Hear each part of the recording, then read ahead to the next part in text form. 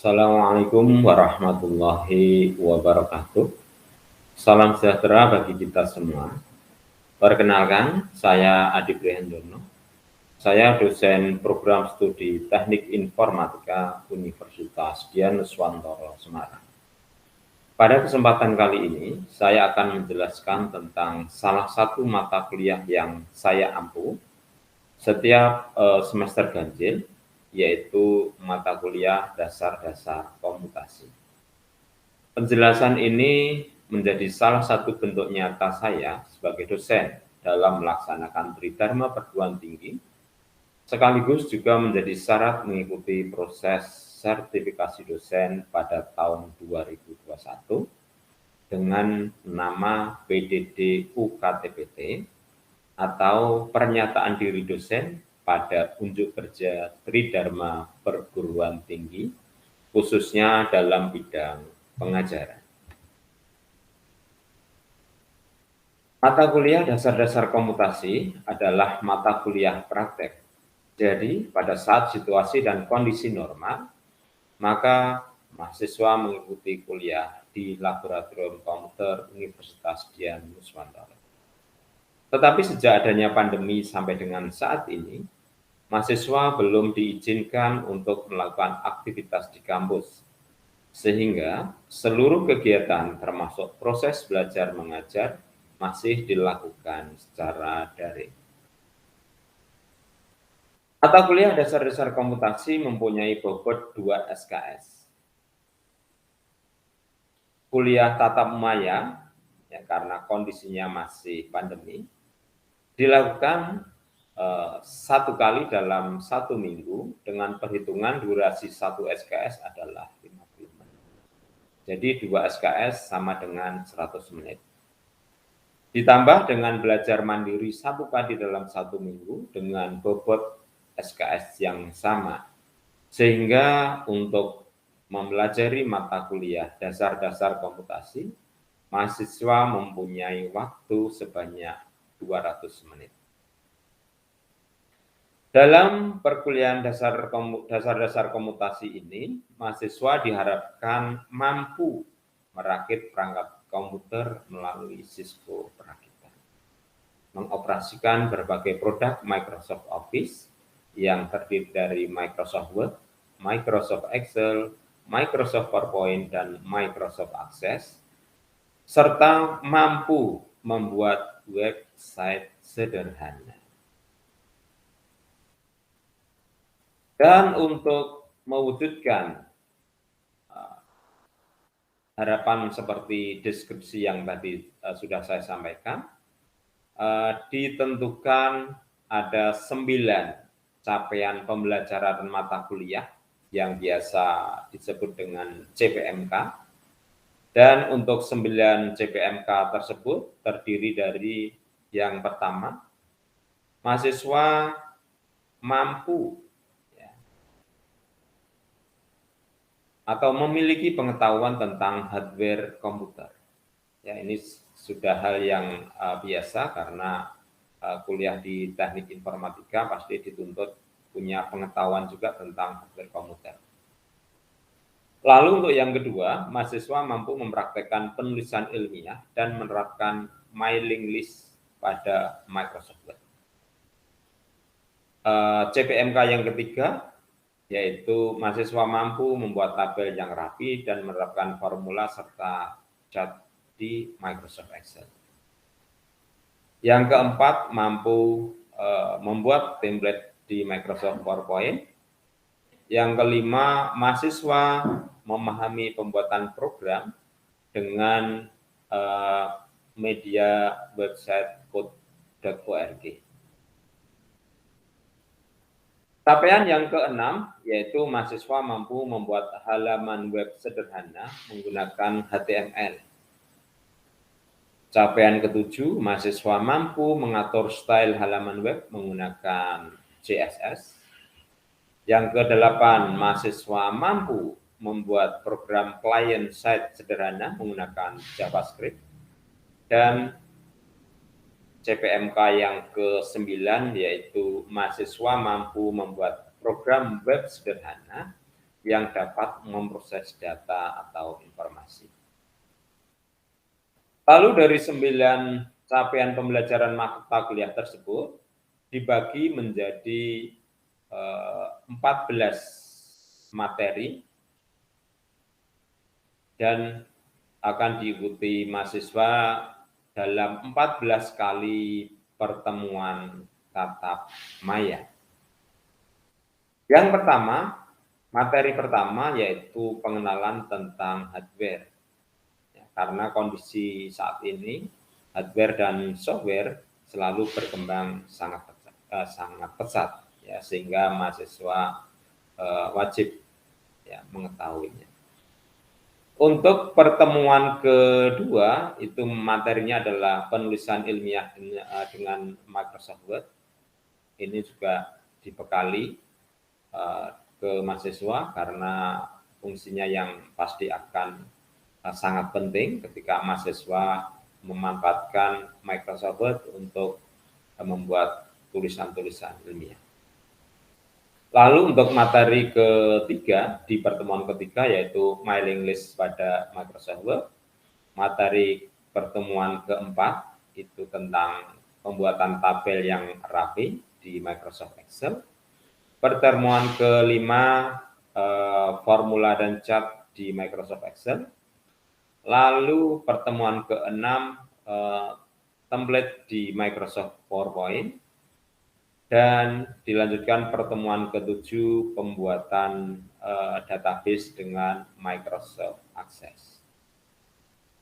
Setelah berakhirnya pertemuan ketujuh, maka mahasiswa akan mengikuti ujian tengah semester. Lalu setelah itu di pertemuan ke-8, mahasiswa akan mempelajari materi funcode.with.code.org, di mana mahasiswa dikenalkan ya dengan sebuah media pembelajaran tentang pemrograman. Code.org adalah organisasi nirlaba yang mempunyai misi agar setiap orang dapat belajar ilmu komputer, khususnya pemrograman. Dan ini juga biasanya dipelajari oleh siswa-siswa juga yang belajar di bangku sekolah. Lalu untuk materi pertemuan ke-9 dan 10 ini adalah tentang HTML. HTML sendiri adalah singkatan dari Hypertext Markup Language. Ini merupakan suatu sistem yang digunakan dalam internet untuk menentukan struktur konten pada halaman web. Untuk pertemuan ke-11 yaitu materinya tentang CSS atau Cascading Style Sheet, yang merupakan aturan untuk mengatur beberapa komponen dalam sebuah web sehingga akan lebih terstruktur dan seragam. Pertemuan ke-12 materinya tentang JavaScript. Ini sebuah bahasa komputer atau kode pemrograman yang digunakan pada website agar website tersebut menjadi lebih interaktif dan dinamis. Ya, jadi JavaScript adalah jenis bahasa pemrograman client side. Untuk pertemuan ke-13 dan ke-14 ini mempelajari tentang PHP, ya, bahasa penulisan script open source yang biasanya digunakan dalam pemrograman atau pengembangan website.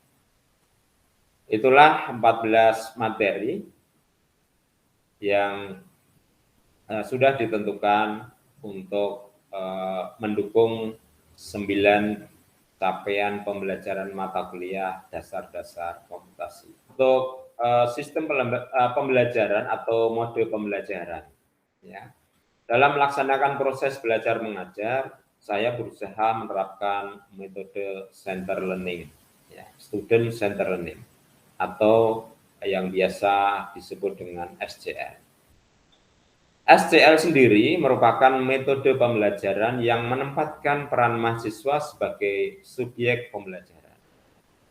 Metode ini memungkinkan mahasiswa belajar lebih aktif mandiri dan menerapkan serta memahami materi belajar sesuai dengan kemampuan individu masing-masing.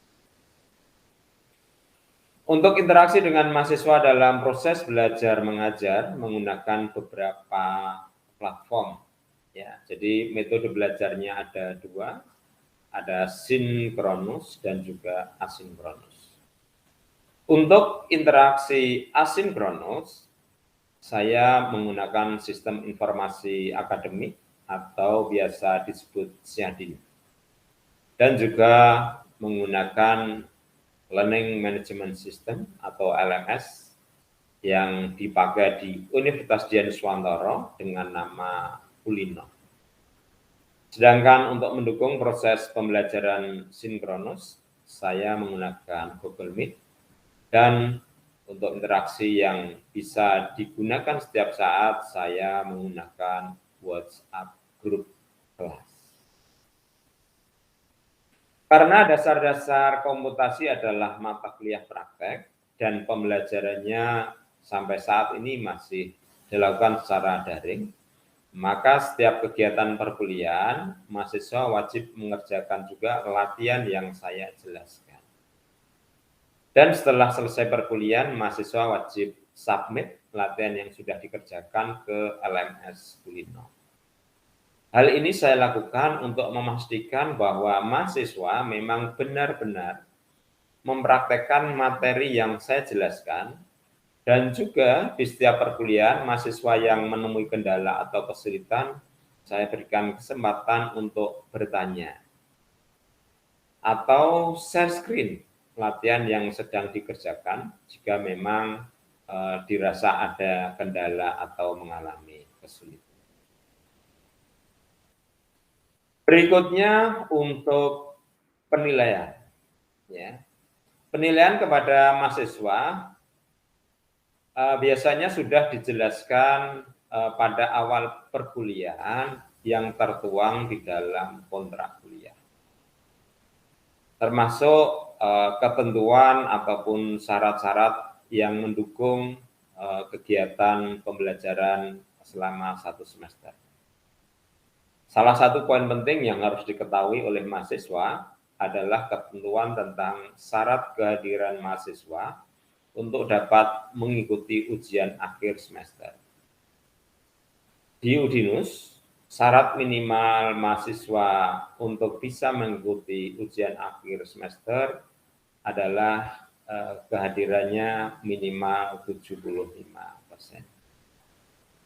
Jika kehadiran tersebut kurang dari 75%, maka pada SIADIN itu otomatis mahasiswa akan tidak bisa melihat jadwal kuliah dan lain sebagainya. Adapun bobot penilaian kepada mahasiswa ditentukan sebagai berikut. Untuk keaktifan 15%, ujian tengah semester 30%, ujian akhir semester 30%, dan tugas 25%. Berikut ini saya sertakan rekaman video pembelajaran yang sudah berlangsung beberapa waktu yang lalu. Oke, pada pertemuan kelima ini saya akan jelaskan sedikit tentang formula F. Tetapi yang perlu diperhatikan adalah materi sudah saya sampaikan pada pertemuan sebelumnya untuk dipelajari, sehingga ada beberapa mahasiswa yang sudah mengerjakan latihan ini, ya, dan sudah beberapa juga saya periksa dan hasilnya juga ternyata memuaskan. Nah, untuk formula if, ya ini memang fungsinya sebetulnya untuk apa? Gitu ya. Jadi if itu digunakan untuk memecahkan masalah, ya, yang mempunyai beberapa alternatif jawaban. Biasanya kita dihadapkan dengan dua pilihan, ya, biasanya disebut dengan if sederhana atau if tunggal, gitu. Karena namanya if tunggal berarti dia satu. Kalau F-nya 1, maka pilihannya ada 2. Gitu. Jadi misalkan lulus dan gagal atau lulus dan tidak lulus, itu pilihannya 2. Ya. Laki-laki, perempuan itu pilihannya 2. Nah, berikutnya ada juga misalkan if yang jamak, ya ada yang menyebut if jamak, ada if bertingkat, ada if ganda dan seterusnya. Yang jelas maksudnya sama bahwa fungsinya tadi if untuk memecahkan persoalan yang mempunyai beberapa alternatif jawaban. Maka kalau dicontoh di sini adalah untuk mengisikan kolom program studi, ini sudah ditentukan bahwa program studi A11 itu teknik informatika, lalu A12 itu sistem informasi, A14 desain komunikasi visual, dan A15 adalah ilmu komunikasi. Berarti ini ada 4 pilihan. Jika ada 4 pilihan, maka if yang akan kita tuliskan itu adalah ada 3. Ya, jadi nanti yang terakhir tidak perlu diberikan if. Nah, langsung saya contohkan di sini. Ya, jadi sama dengan begitu. Ini tinggal diklik kode program studinya D5. Ya. Sorry, if ya. If kurung buka B5 sama dengan A11. Ya, jangan lupa ini tanda petik, ya. Titik koma, teknik informatika, ya. Titik koma, if lagi, kurung buka, B5 sama dengan A12, koma, sistem informasi, titik koma, if lagi, F-nya kecil atau besar tidak masalah, ya. Sama dengan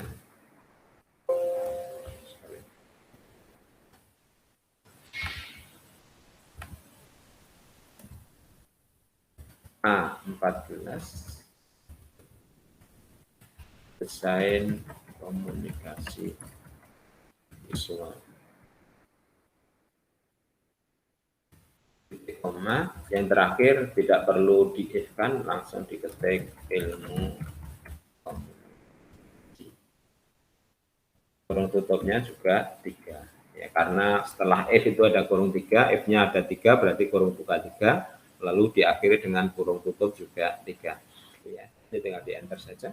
Nah, keluar, langsung di copy ke bawah. Nah, ini, ya.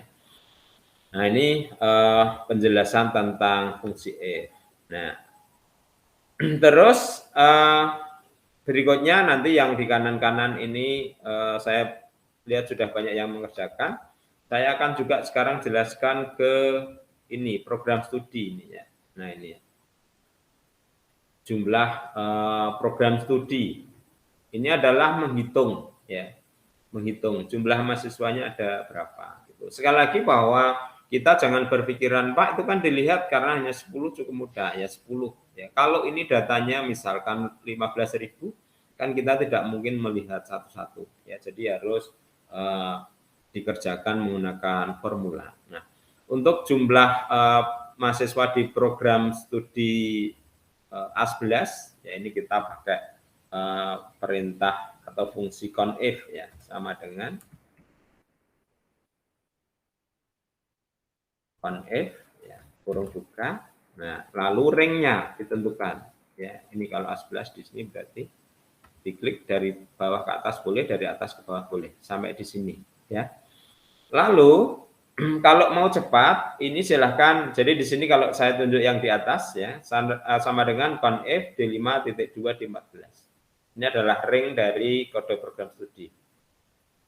Karena rumus yang kita bikin selalu hanya satu, maka berikutnya akan kita kopikan, ya. Nanti copy ke bawah ini, ya. Ke bawah itu maksudnya ke program studi A14, ya, ke program di A15 begitu. Nah, dibutuhkan satu simbol, ya, satu simbol agar nanti alamat sel yang berupa ring ini ya, D5 sampai D14 itu, ketika kita copy nanti ke sini, ke program studi A14 dan A15, maka alamat selnya berubah. Karena sekali lagi, sifat dari sel atau formula yang relatif itu setiap dikopikan ke baris yang lain, maka alamat barisnya akan berubah. Kalau dipindahkan ke kolom atau dikopi ke kolom lain, maka kolomnya akan berubah. Nah, ini namanya diabsolutkan. Ya, jadi alamat ring atau alamat sel tersebut harus diabsolutkan sehingga nanti ringnya tidak akan berubah jika dikopi kemanapun. Nah, untuk membuat absolut itu cukup diberikan tanda dolar. Nah, ini kita bisa lakukan dengan menekan tombol F4, ya, tombol yang ada di deretan atas keyboard kita. Nah, silakan ditekan tombol F4. Nah, sehingga di sini muncul dolar ya. Nah, selanjutnya titik koma, kriterianya apa? Diketik saja misalnya di sini A11 ya. Ini kurung tutup, di enter. Nah, itu ada 3. Nah, ini yang saya maksud nanti tinggal di copy saja. Nah, hanya saja ini pasti 3, karena kita harus edit yang bawah ini menjadi 12, begini ya. Nah, yang ini juga diedit lagi menjadi 14, gitu. Terus yang ini menjadi 15.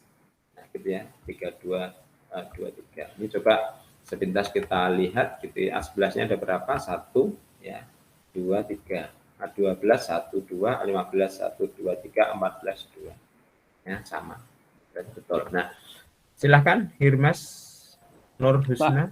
Ya. Kalau misalnya instalan saya koma, terus Bapak mau buka, nanti misalnya instalannya Bapak titik koma, saya koma.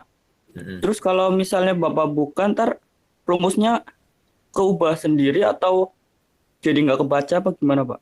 Keubah sendiri. Sudah ngirim belum, Hirmas? Saya sudah, Pak.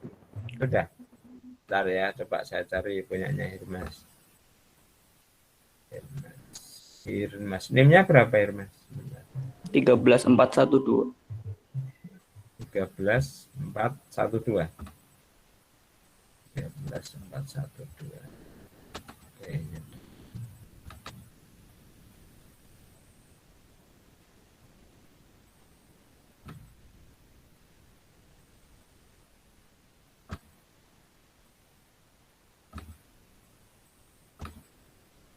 Ya, saya share punyanya Hirmas.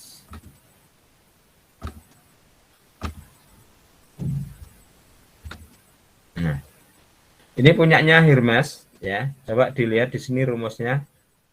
Masuk ke tempat saya jadi titik koma sendiri ya. Tadinya koma ya, Hirmas. Iya, Pak. Nah, jadi dia otomatis akan menyesuaikan ya. Jadi kalau misalkan bikinnya tadinya koma, terus di Excel saya titik koma, dia langsung menyesuaikan titik koma atau sebaliknya ya. Jadi kalau bikinnya titik koma, bukanya di Excel yang koma, dia menyesuaikan koma. Jadi tidak ada masalah ya. Ini punyanya Hermes. Nah, B5 titik koma 3 ya. Di sini juga F ya, D5 sama dengan A11 titik koma teknik informatika dan seterusnya. Ya, jadi tidak ada masalah dengan koma atau titik koma. Yang penting itu waktu kita ngerjakan kita tahu, oh ternyata Excel-nya pakai koma, oh ternyata pakai titik koma. Itu saja sebetulnya. Ada lagi silahkan. Terus kalau itu Pak yang F4-nya kalau di keyboard nggak ada F4, pakai tombol manualnya gimana, Pak? Kalau manualnya diketik, jadi begini. Ya, saya share lagi ya, saya share lagi.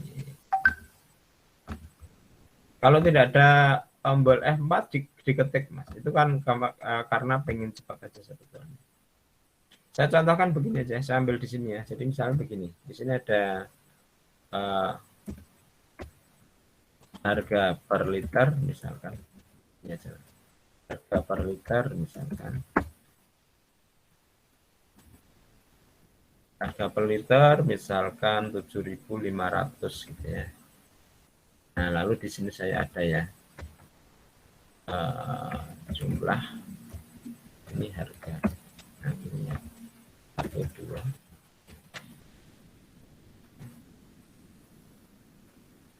Nah, sedapatnya gini ya. Nah, sini ya. Ini kan misalkan begini. Harga ini isinya misalkan harga ya ini ya, harga adalah isinya harga per liter dikali jumlah ini. Ya, jadi misalkan begini, sama dengan sini, ya. Nah, dikali dengan ini 7,5. Ini saya enter, ya pasti betul, ya pasti betul. Ya, ini sama dengan A5 dikali B2, ya A5 dikali B2 sini. Ya, jadi saya kasih ini.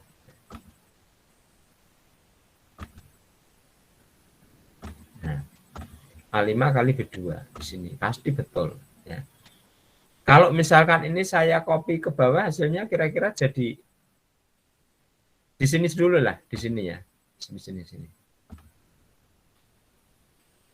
Nah, saya copy di sini atau kasih merah lah ya biar jelas. Merah. Nah ini ya. Nah, kalau saya copy ke rumusnya karena satu, nanti kita copy ke bawah ya. Kalau saya copy ke bawah, rumusnya jadi apa? Ada yang mau jawab? Silahkan. Rumusnya 2 dikali 0, kosong maksudnya. Nah, 2 dikali. Nah, rumusnya jadi apa? Sama dengan, misalkan, sama dengan A6 dikali B3 nanti. Dikali B3, ya, sini ya. Enter. Nah, hasilnya 0. Ya. Mungkin ada yang bingung kenapa bisa seperti itu ya. Jadi ini yang disebut sebetulnya alamat sel yang relatif ya. Jadi ada relatif, ada absolut, ada semi absolut. Kalau relatif itu sebetulnya dikopikan kemanapun dia akan berubah alamat selnya. Contoh, ini kalau di sini ini adalah ya A5 kali B2. Kalau dikopikan pindah ke baris, A-nya masih tetap, B-nya masih tetap, yang berubah adalah barisnya. Baris itu 1, 2, 3, 4, 5, 6 dan seterusnya. Ya ke bawah ini ya. 7, 8 itu baris ya. Sehingga kalau ini misalkan kita copy ya, kita buktikan copy gitu, kita geser begini. Nah, Pak itu kok ada yang nilainya ya kan bisa dilihat di sini ya. A8 kali B5. B5 itu di sini. A8 di sini. Ya. Padahal harusnya semua yang di sini adalah perkaliannya ini dikali 7,5, nanti ini dikali 7,5, ya 4 ya dikali 7,5, 5 liter dikali 7,5 begitu ya. Nah, biar 7,5-nya ini kita kopikan itu tidak lari kemana-mana, maka ini harus dikasih tanda dolar, gitu ya, kasih tanda dolar. Nah, tadi pertanyaannya kalau nggak ada F4-nya Pak, bisa kita ketikkan ya. Jadi sama dengan misalkan ini kita klik ya. Klik lalu dikalikan. Kita ketik aja bisa. Tanda dolar itu kan nempel di angka 4 ya. Tekan tombol shift dolar. A5 A5 ya, dolar B boleh kecil boleh besar ya. Besar aja lah ya. Dolar berapa di sini 2 ya.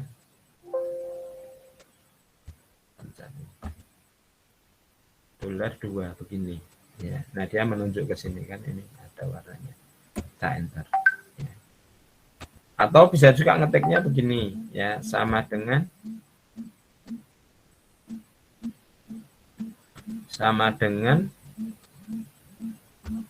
ini dikali sini misalkan lah, ini terus kita kasih dolar aja ya, diketik biasa ya.